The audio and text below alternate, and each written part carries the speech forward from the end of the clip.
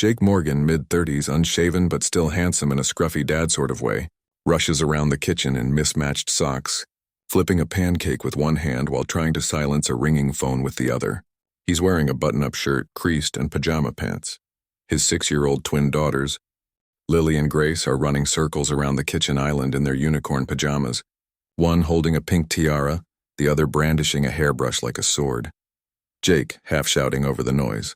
"Girls, Grace, put that down. Lily, stop brushing the cat." The cat hisses and darts away. Jake sighs and glances at the clock on the microwave. He's late again. His laptop is open on the dining table, a video call blinking. 5 minutes until meeting. A crumpled post-it note with interview babysitter 8 a.m. is stuck beside it, except it's 8:14. Jake swears under his breath and wipes pancake batter off his sleeve. He moves toward the door just as, knock knock, Jake freezes. He wasn't expecting anyone now. He swings open the door.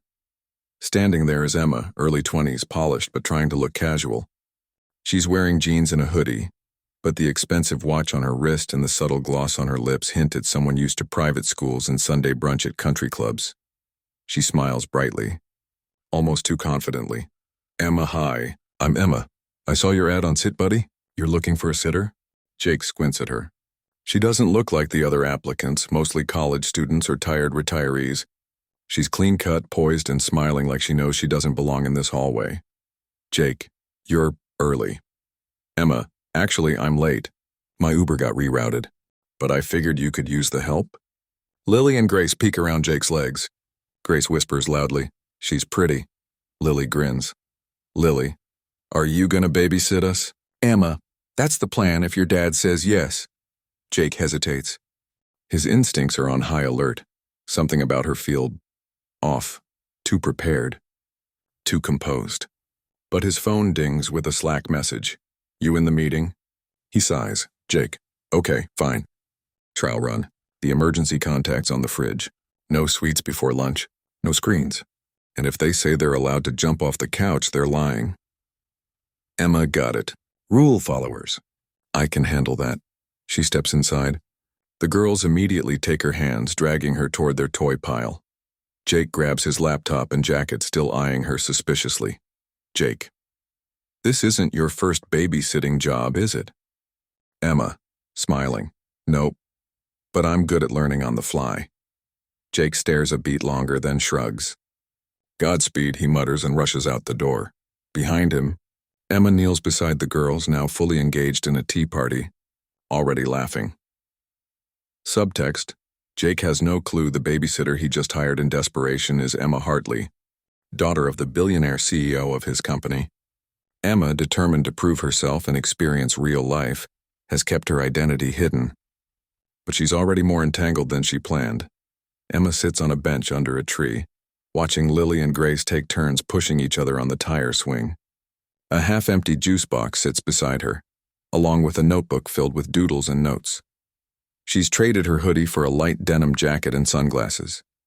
Despite the casual look, her posture is straight and her phone buzzes constantly in her bag, unanswered. She watches the kids with something between admiration and envy. Lily, panting. "Emma, watch me jump off." Lily launches herself off the swing, lands in the mulch with a giggle. Emma claps. Emma 10 out of 10. Olympic material. Grace plops down beside Emma on the bench, sipping from a juice box. Grace. "Do you have kids?" Emma's caught off guard. "Emma, me? No, I'm a bit young for that." Grace. "Do you have a mommy and daddy?" Emma pauses. The smile fades slightly. "Emma, yeah, I do. They're just busy, a lot." Lily joins, brushing dirt off her knees. "Lily, our mommy's busy too. She doesn't live with us anymore. Daddy says it's complicated." Emma nods, her expression softening. "Emma, families can be complicated, but it seems like your dad loves you a lot." Grace nods. "He works a lot, but he always kisses us goodnight, even if we're sleeping." Emma smiles, genuinely touched. From across the field, Jake arrives, laptop bag slung over one shoulder. He stops when he sees the scene. Emma, laughing with his girls, tossing grass in the air, relaxed in a way he hasn't seen the twins in weeks. He expected to find toys scattered and complaints. Instead, they look happy, whole. He approaches as Emma gathers the girls' jackets. Jake. Hey, they still in one piece? Emma barely. Lily tried to launch herself into orbit. Lily grins proudly. Lily, I almost made it. Grace. We got ice cream too. But Emma made us eat carrots first. Jake raises an eyebrow, impressed. Jake. You actually got them to eat vegetables? Emma, it's all about the bribe system. I learned from the best, Wall Street. Jake laughs despite himself. There's an ease between them now. A hint of trust forming. They walk back toward the parking lot together, the girls skipping ahead. Jake, so, what made you want to babysit, really? Emma shrugs, trying to sound casual. Emma just needed a change of pace. Something real. Something that actually matters. Jake glances at her, intrigued. There's more to her than meets the eye, but he doesn't press. Jake straightens his tie in the mirrored elevator doors. He's dressed in his best but slightly wrinkled suit. Under his arm, a folder of ideas he's been working on for months. It's his first big opportunity since joining the company 3 years ago. He enters the conference room trying to calm his nerves. A group of executives and managers are already seated. At the head of the table is Mr. Daniel Hartley, late 50s, commanding presence CEO of Orion Tech. He rarely attends these smaller presentations. Jake swallows hard. Then he sees her. Emma, but not in jeans. Not in sneakers. Not in the hoodie the twins spilled juice on last week. She's standing beside her father in a tailored navy suit, hair pulled back in a sleek ponytail, holding a tablet. Calm, composed, completely out of the babysitter role. Jake stares, speechless.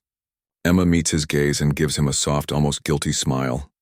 Mr. Hartley, Jake Morgan. You're up. Jake stumbles through the beginning of the presentation. His words stutter. His slides flick past too quickly.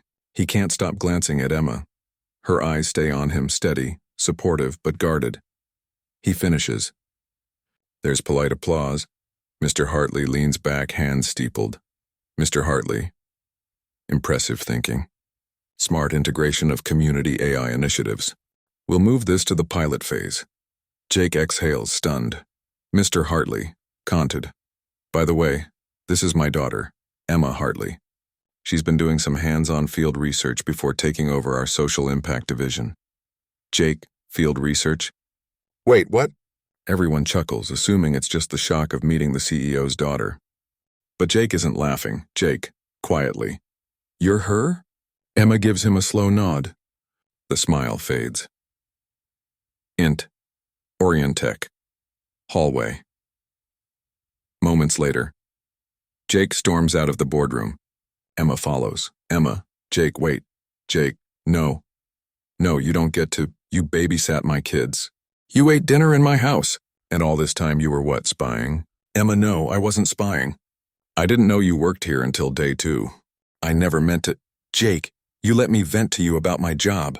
About this company. About your father. Emma, I wasn't pretending to care. I do care, that's why I did this. I wanted to know what it's like for people who don't live in penthouses and have private drivers. Jake. So you slummed it in my life for what? Perspective? Emma, don't do that.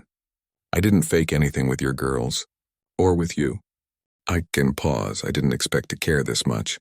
Jake's silent. His face a storm of betrayal and confusion. Then, Jake, I let you in my home. He walks away, leaving Emma standing alone under the glass atrium. Jake sits on the couch, staring blankly at the TV, some cartoon playing that neither he nor the twins are watching. Grace is curled beside him. Lily sits cross-legged on the floor, clutching her favorite stuffed animal, except the twin of it, Mr. Bubbles, is missing. There's a knock at the door. Jake opens it cautiously. Emma stands there, out of breath, windswept, holding Mr. Bubbles in one hand and a small Tupperware of cookies in the other. Emma, hi. Jake hesitates. Emma, conted. Lily left this at the park, and I owed you an apology. A real one. Lily rushes past Jake, grabbing the stuffed animal with a squeal. Lily, Mr. Bubbles. You found him. Emma smiles softly. Grace, Emma. Are you our babysitter again? Emma kneels. Emma, that depends. Do you still want me? The twins shout, yes, in unison and tackle her with hugs. Jake watches, his walls starting to lower. Emma stands, brushing grass off her jeans. Emma to Jake. I didn't mean to lie. I needed to feel like I could do something on my own, no name. No money, just me. Jake, you're not the only one figuring things out. Beat. You're really the CEO's daughter? Emma, last I checked. But don't hold that against me. Jake smirks, finally softening. He steps aside. Jake, come in. They've been begging for pancakes since Thursday. Emma, I make excellent pancakes, especially guilt-flavored ones. They share a look, still tentative, still guarded, but no longer angry. There's the beginning of something new. Honest. Int. Jake's kitchen. Night. The girls laugh at the table, pancake batter on their cheeks. Emma flips a pancake expertly. Jake leans against the counter, watching her. Jake, you ever think about switching careers? Emma, to what? Babysitting? Jake, maybe you're a natural, and a lot less scary than your dad. Emma smiles, eyes lingering on his. Emma, I might stay around, if you'll let me.